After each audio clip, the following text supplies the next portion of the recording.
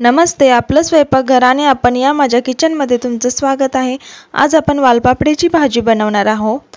त्यासाठी मी वालपापडी निवडून स्वच्छ धुवून शिजायला ठेवली आहे आणि फोडणीसाठी एक मोठा कांदा, टोमॅटो, 2 मोठे बटाटे आणि कढीपत्ता। इथे मी कढई तापायला ठेवली आहे। त्यामध्ये 1 चमचा तेल टाकलेलं आहे। तेल छान तापल्यानंतर मोहरीची छान अशी फोडणी मारायची। त्यानंतर त्यामध्ये कढीपत्ता टाकायचा। कढीपत्ता छान असा तडतडल्यानंतर आपण त्यामध्ये अर्धा चमचा जिरं टाकणार आहोत। जिरंही छान असं तडतडून द्यायचे। त्यानंतर आपण बारीक चिरलेला कांदा त्यामध्ये घालणार आहोत आणि छान असं परतून घ्यायचं। 1-2 मिनिटभर परतून घ्यायचं।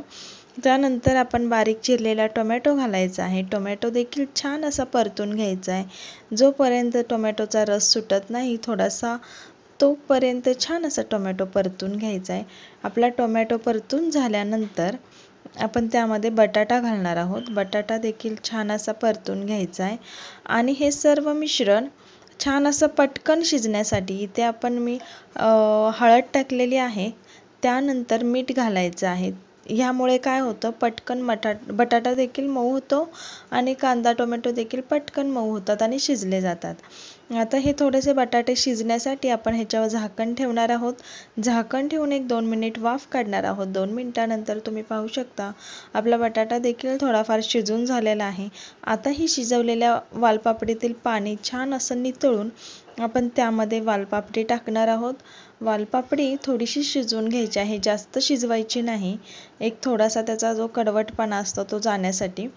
त्यानंतर तुम्ही तुमच्या आवडीनुसार लाल तिखट वापरा। इथे मी 1 चमचा लाल तिखट टाकलेला आहे आणि कोथिंबीर टाकलेली आहे। आता हे छान असं परतून घ्यायचं आहे आपल्याला।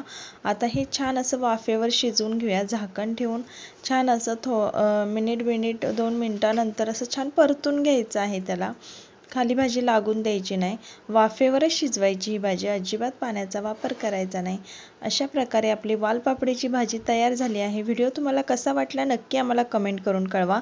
तसेच व्हिडिओ आवडला असेल तर व्हिडिओला एक लाईक करा, व्हिडिओ शेअर करा आणि आमच्या चॅनलला सबस्क्राईब करा। थँक्यू।